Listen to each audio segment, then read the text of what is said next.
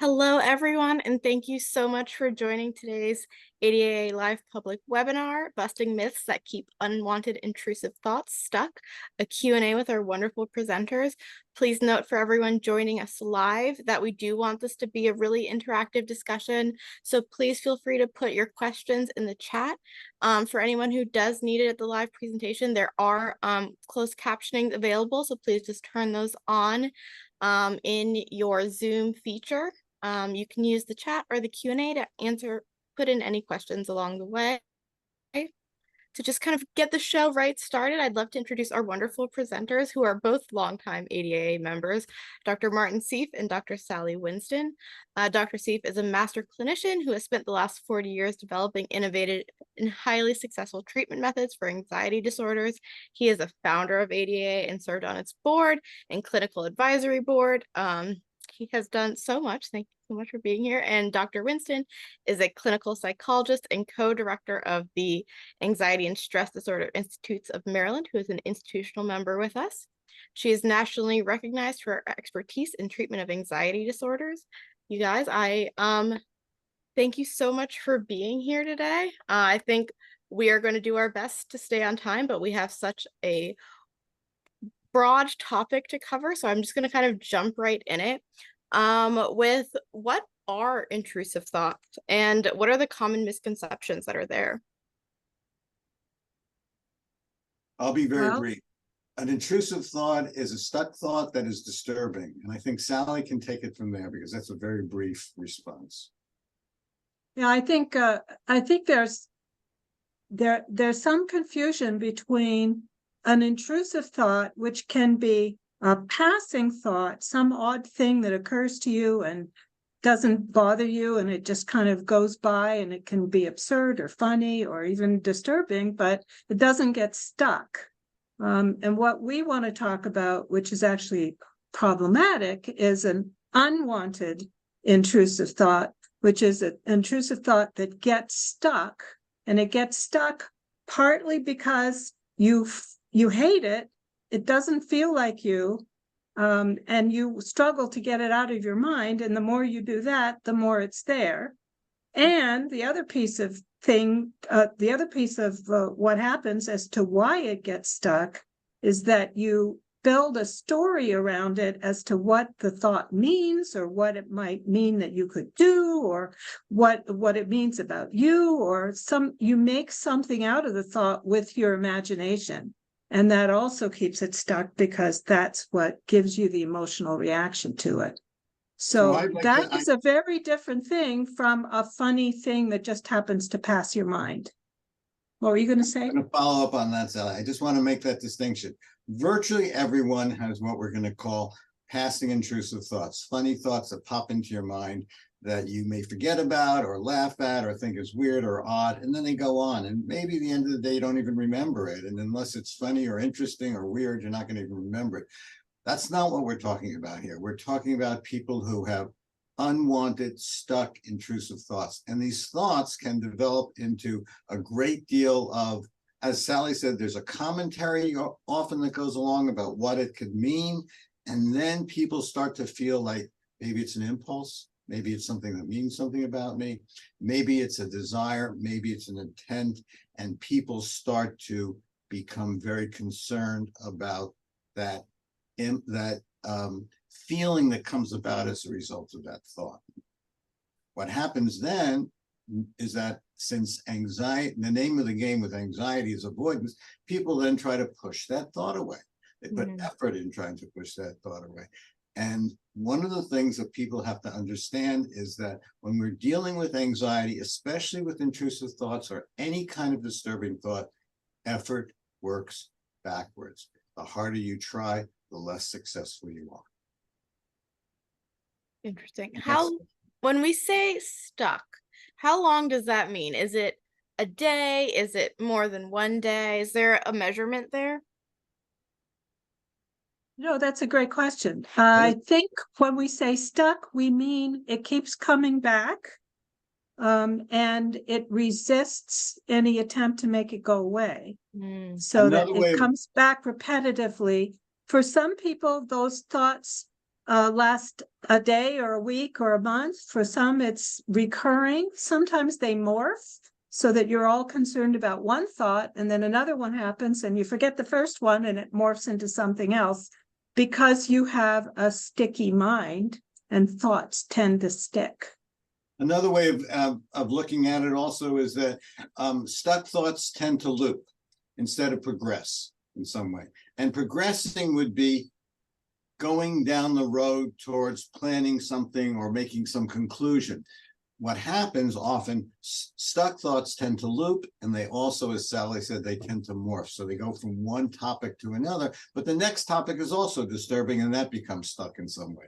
So better than using a time frame would be how much it concerns you and the extent to which it loops again and again as opposed to progressing. What we say over and over again is that an obsession is not defined by its content, but by the way it acts and the way it feels. By the way, we're using the term obsession here to talk about an unwanted intrusive thought, okay? And most unwanted intrusive thoughts are obsessions, but we're not being a stickler with diagnoses here. The fact is, it's just important to recognize that a stuck thought is defined not by its content, but again, that it's stuck and it's disturbing. Yeah, intrusive thoughts have kind of entered the public realm in terms of social media. Are there any kind of misconceptions that are being thrown around the internet that you guys might want to clear up, like on don't let the intrusive thoughts win, or kind of trivializing unwanted intrusive thoughts in a way? You know, I think that there are a lot of people who are using intrusive thoughts in that passing intrusive thoughts way, where there's something that's funny or creative or interesting, and they're kind of happy to have them, and that's fine. But that's not what we're talking about. In intrusive thoughts, unwanted intrusive thoughts, which we always want to put that in front, can become so serious that a person's life is altered by it. You can feel like there's something wrong with your mind, or that you're going crazy, or that you're going to do something terrible, or that it means you're a terrible person. It's the narrative around the thought that can be extremely disturbing. And I think, go ahead. I just wanted to pick up on the question that you asked, which was technique, don't let the intrusive thoughts win. We come back to a very general concept, which is that effort works backwards. We like to use the term paradoxical effort in some way. And if you fight the intrusive thought, the way you think about it is every bit of energy that you use to fight that goes right into making that thought stronger in some way. So what we would say is techniques that are effortful in some way, we believe that they're not going to be helpful. And the reason we believe it is that most people struggle valiantly to control these unwanted intrusive thoughts, and they're unsuccessful. Okay, so essentially what we're saying is you have to, if you want a different result, you have to try a different method in some way. So what we're saying is that any kind of, I wouldn't call it a technique, I'd call it an approach, which says you have to learn to have a different relationship to these thoughts and to not engage them with them in the way that you do, because any engagement actually reinforces them. That approach is much more important than any particular technique. And techniques are really based on how they're applied. Sally often explains it very well. You can. Well, what I was going to say is that it's really more of a shift in your attitude than it is in applying some kind of magic formula to make it go away. Now, in order to be able to shift your attitude, to take a different perspective about the thought, you have to actually understand what it isn't and what it is. And a lot of people have many misconceptions about thoughts that feed this urge to get rid of it, or the feeling that it's somehow a terrible thing that's just happened, that you had the thought. And I should add to that, sometimes it's a sensation or a vision or an image It's not necessarily just a single thought. Sometimes it's a whole kind of story as well. But if you think that everything that occurs in our minds is somehow incredibly important and must be explored or analyzed or dealt with, or that it means something important, then you can get all entangled with the thought and do exactly what Marty was saying, do the opposite of what's helpful, which is to engage with it more. So you need to understand what it isn't. It's not a signal. It's not a wish. It's not an impulse. It's not a roiling up of your unconscious that's going to come leaping out of you and do something terrible. It's not, however, and this is a misconception that you see on social media now, it's not actually random as to what gets stuck. Now, passing intrusive thoughts are pretty random, but the ones that get stuck are not actually random. What gets stuck is what you fight. And what you fight is what's the opposite of you, or what's repugnant to you, or what you hate, or what you don't want in your mind. So it isn't actually random. It's the opposite of you. So if, for example, you have a stuck thought about dropping a baby out a window, it's not because you have the urge to drop a baby out a window. It's the exact opposite, that you're protective of babies, that violence is an important part of you, that thought got stuck because it was so awful. And because you put energy into keeping it away from you, that's why it got stuck. So it's very important. It's not random, but it doesn't mean what it seems to mean. That's interesting. It sounds like fear almost comes into play a little bit. Go ahead. Yeah, it's the fear of the consequences of the story or the commentary you create around it. So if you have a thought and then you take that thought to mean something and you make a story about what it means about you, then you get fearful. I think it's and then also you start important- struggling. I think it's important to note also that unwanted intrusive thoughts trigger an alarm system in the brain for whatever reason. We don't have to go into that now, but really what happens then is that people enter an altered state of consciousness that we like to call anxious thinking, and perceptions actually change in some way. So two things that are very important is that one of the things that happened is what's sometimes called thought action fusion, where the thought starts to feel as dangerous as the action. And it's very hard to make a distinction between the two. And while your alarm system is going, while the amygdala is firing, and while a person feels terrified, and that thought actually starts to feel like either an impulse or an intention. And people worry, again, the commentary that goes through their mind is, oh my God, maybe I'll do something like that. The second thing that happens is that there really isn't any sense of what are the chances of something happen as opposed to the stakes of it happening. So if something terrible could happen, it has a very low probability of happening. Most of us can ignore that. We walk across the street. I know that I could get hit by a car, but I don't say, maybe I'm not going to walk across the street because I might get hit by a car. When you're under that change in consciousness, anxious thinking in some way, you don't think of probabilities, you just think of the negative consequences, how awful it would be in some way. So people then start to think of, how do I know for sure that it's not going to happen? And this sense of needing to know for sure, or wanting to know for sure, asks for enormous reassurance, and unfortunately it reinforces the thought. There's a kind of positive reinforcement cycle that goes on. So absolutely no risk feels reasonable.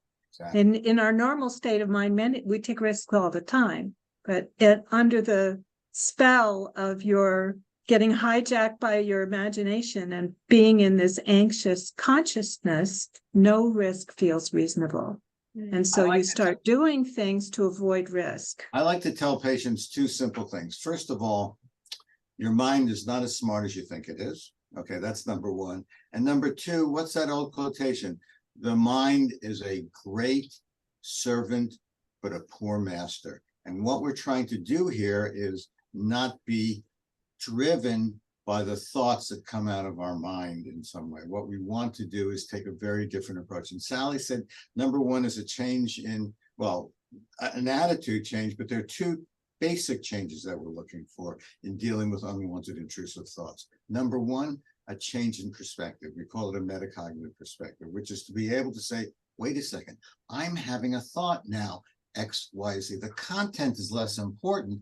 The fact that I'm having a thought, so people can come back to the realization that although they're being driven by their imagination, they're really thinking something or having some internal experience, which is causing this anxiety. And the second change is a change in attitude, which says, it doesn't work for me to run from this anxiety. What I'd like to try to do is let it be, allow it, and stay connected in the present while I'm feeling this degree of discomfort. Where does distraction come into play? Is that a useful tool? I know you're touching upon like being sure to accept it, but what if you're just keeping yourself busy? That's a wonderful question, because the difference between redirecting your attention and distraction is subtle but huge. There are two ways to deal with it. I like to use an example because it's very subtle. Let's say you're driving in a car and you have the sudden intrusive, unwanted thought, we've had it before, what if I turn the wheel and I directly cause an accident? And then you worry, does that mean that I want to, or does that mean that I'm going to, or I'm going to have to grip the steering wheel more carefully? And then you decide that you want to not give in to that thought or engage in that thought. There's two ways to turn on the radio. One of the ways to turn on the radio is to reach for the radio and turn the dial while saying to yourself, if I listen to music, maybe I can squish out that thought, make the thought go away, stop the thought, get rid of the thought. I can listen to the radio and make it go away. There's another way to turn on the radio, and this is the way that works. And that is, while a portion of my mind is acting nuts, it's just a bunch of thoughts, while it's doing that, I might as well listen to music. And those two different attitudes, it's exactly the same thing. Turn on the radio. Turn on the radio to get rid of thoughts is distraction. Ultimately, it does not work. Turn on the radio because my mind is nuts on this channel, but I might as well listen to music. That's redirecting attention while allowing the thought to be there. It'll go away on its own if you don't fight with it. I think that's a great explanation, Sally, and to state it in a slightly different way, many people are taught, quote, anxiety management techniques. And when they become anxious, they start to utilize them in order to reduce their anxiety. And then they say, wait a second, is it working?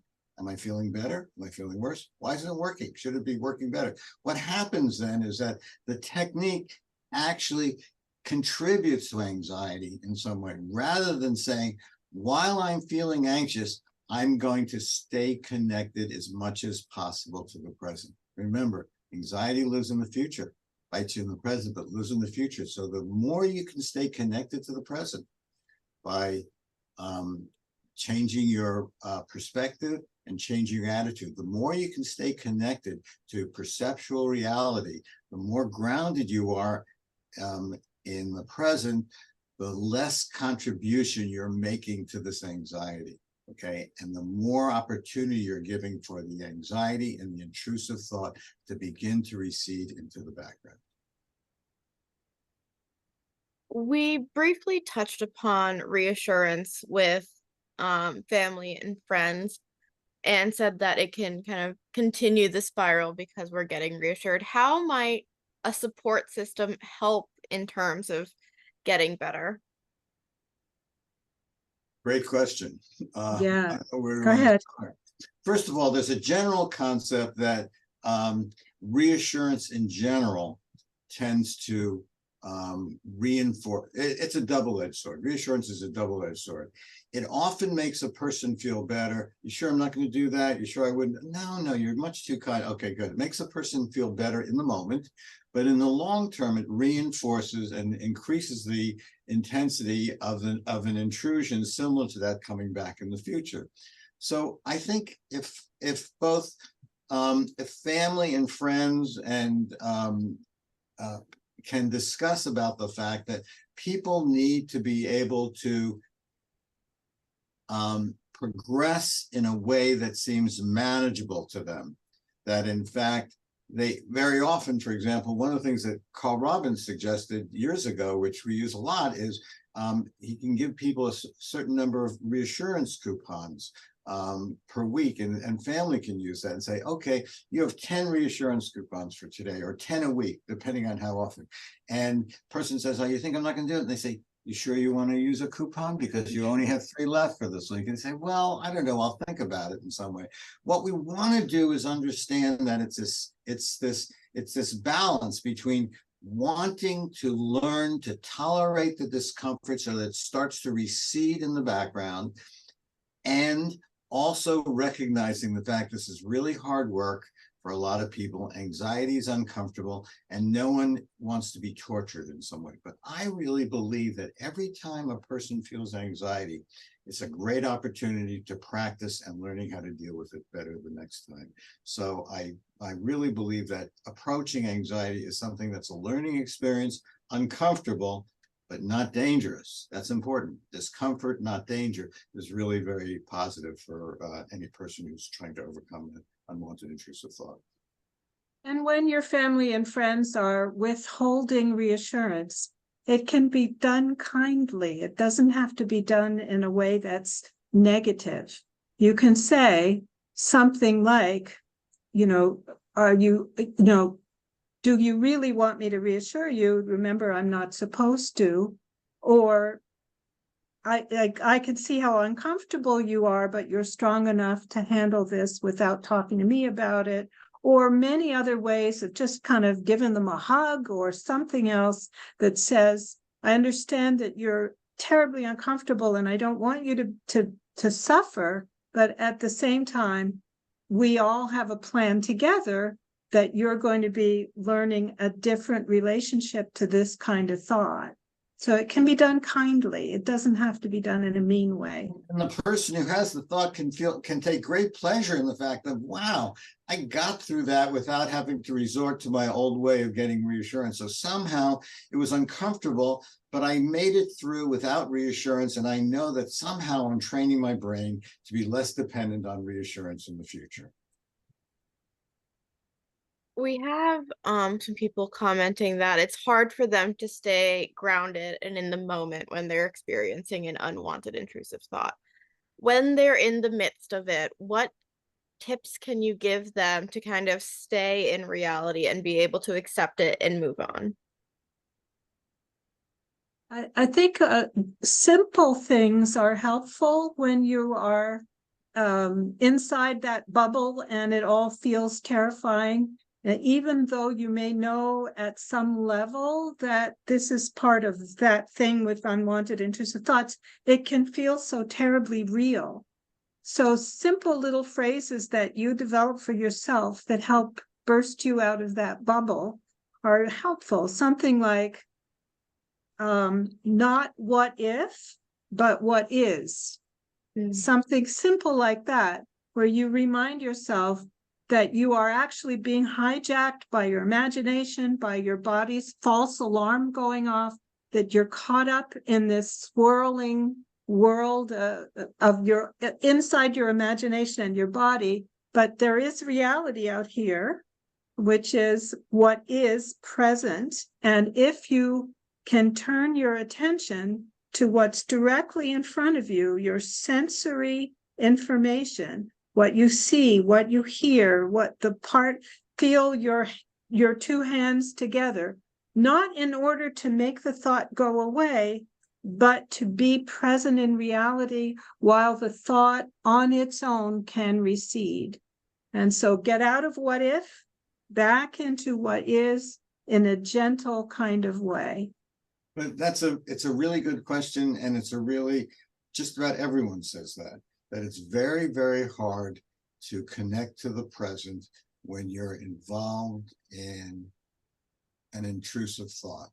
There are a couple of things. So the first thing is, again, what you're going to try to do is remind yourself that this is a thought without reassuring. And sometimes it's helpful just to say, there's that thought again. Okay, that's a scary thought. Okay, that's come up again. There it goes again. And I'm specifically phrasing it in a way so I'm not relating to the specific content, because we can say that about any kind of thought or any kind of intrusion in some way. Right. There's no You reassurance. could even place the words, I'm having the thought that, right in front of the thought. Yeah.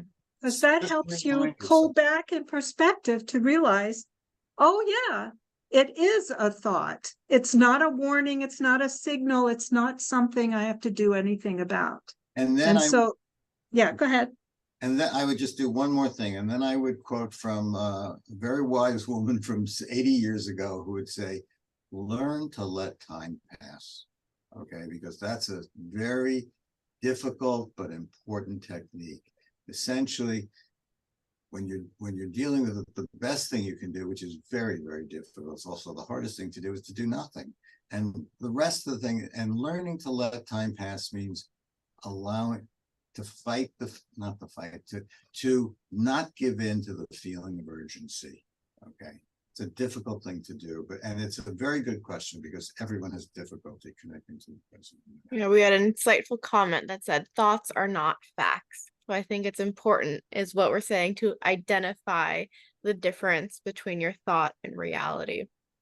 And let me add to that, feelings are just feelings, and learning how to have a feeling and not have to do anything about it is also part of this. And I think someone in the chat used the word surf.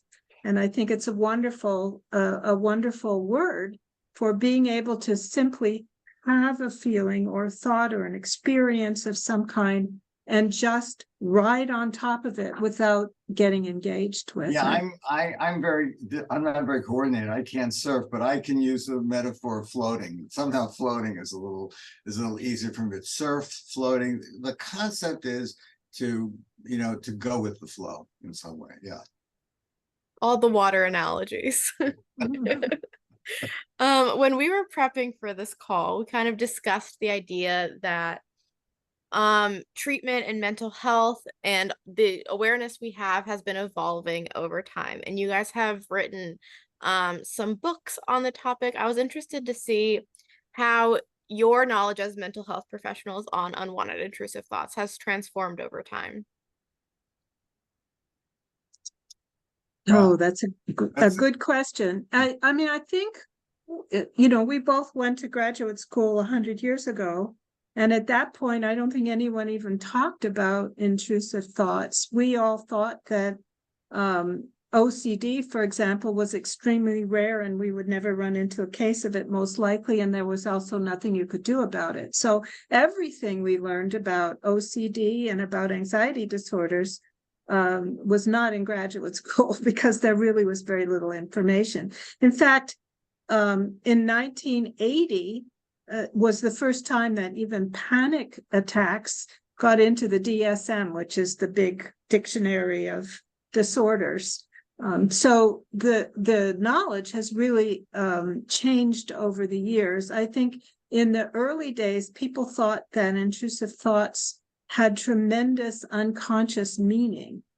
And I think we've learned that all it means is the opposite of whatever it seems to mean, which is very different from now. You've had this fascinating slip or mind experience. Now you should go explore it and get insight into it. And that's the thing that will make it go away. I think we've all learned that that's not the way to handle this kind of thing. The evolution of my learning came about from the people who had intrusive thoughts, and also from Sally, who was actually one of my biggest teachers, my best teachers.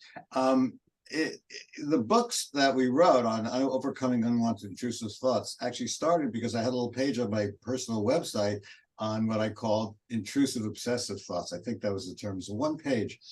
And when Google Analytics started sending the fact that you're getting like 1,000 hits a day or 2,000 hits a day on my little personal website, this is back in 2015 or 2014, I checked it out and I said, wow, they're all landing on this 1 page on intrusive thought. Either there are really a lot of people who have this problem, or there's someone just spending their whole day just clicking on that one website. You know, that's something. And then we realized that people started writing, and we started realizing, and we started a little newsletter went on, and then we realized that this is something that is, at that point, was a hidden epidemic because people were too embarrassed to talk about it. And I've had people, I'm sure Sally had, I've had people who have been in therapy who came to me and talked about their intrusive thoughts and said, should I tell my therapist about it? That's how concerned they were about it. Right, right. So now that people are becoming more open about it, it means that there's going to be less of a hidden epidemic, but it doesn't take away the pain, the enormous pain. Yeah. Yeah. So that first book was really the first book about, that Intrusive was thought. available to people.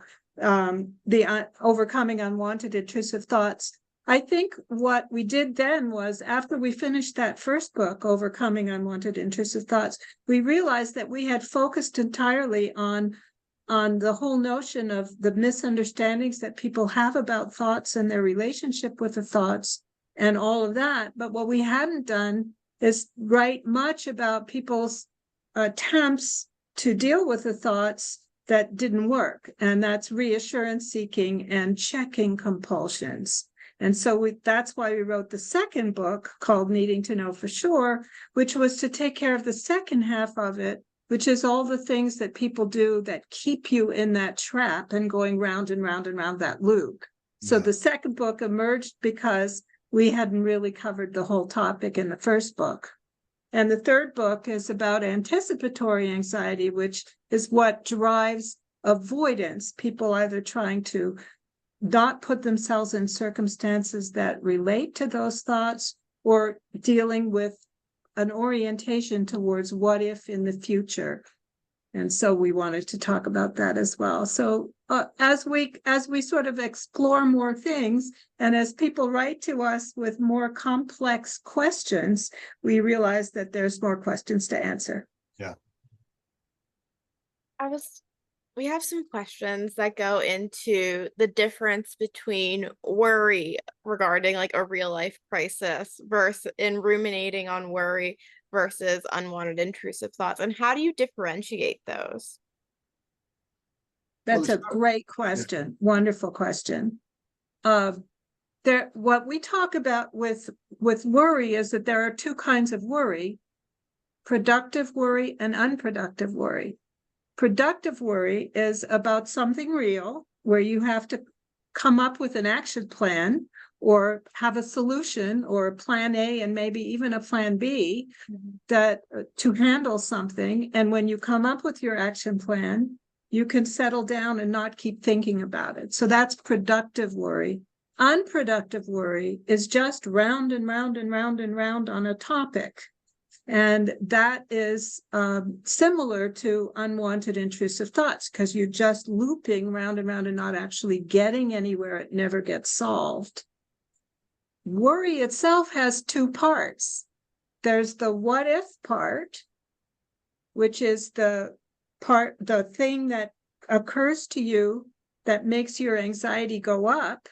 And then there's the second part, which is the attempt to make the uncomfortable feeling go away. So worry has two parts. One is the what if, and the other is the attempt or the cope or the working on or the analyzing or the trying to make it go away, or the ruminations about that's trying to make you feel better. And worry alternates between something that makes you anxious and something that is your attempt to make you not anxious, which is followed by the reinforcement of the anxious. And so you go back and forth and back and forth. And I think that's what people call ruminating, but it's actually got both parts to it. Does that make any sense, what I just said? Perfect. Perfect. I understood you completely. I think it's a complex thing. No, Yeah, it's actually, okay, but it's the same process. Yeah. It's the same process. We sometimes call worry OCD light. So, as Sally says, like to say Coke light or Pepsi light. It's a less, it's a more reasonable version with the same process. right. You're not worrying about what if I locked someone in the refrigerator. You're worried about, will I be able to get to that meeting on time that is 3 weeks from now? So you're in an anticipatory state and you're worrying about something that's possibly realistic or might be true, but what you're doing, it doesn't have a solution in the present moment, and you're just going round and round and round and round. So it's unanswerable questions here in the here and now. So, or worrying about, will I be okay?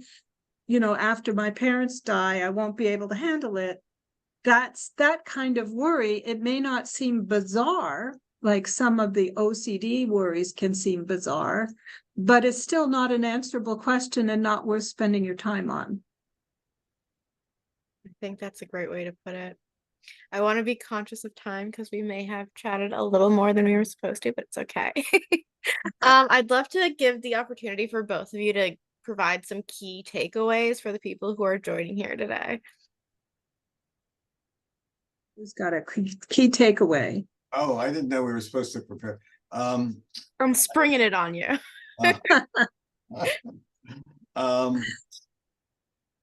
I think that there's still a lot of myths associated with unwanted intrusive thoughts, because there are a lot of myths about thoughts. We call them false metacognitive beliefs. These are false beliefs about what thoughts mean in some way. If people can understand them and correct those myths, I think it goes a long way towards helping them to be less disturbed by thoughts that they have some way.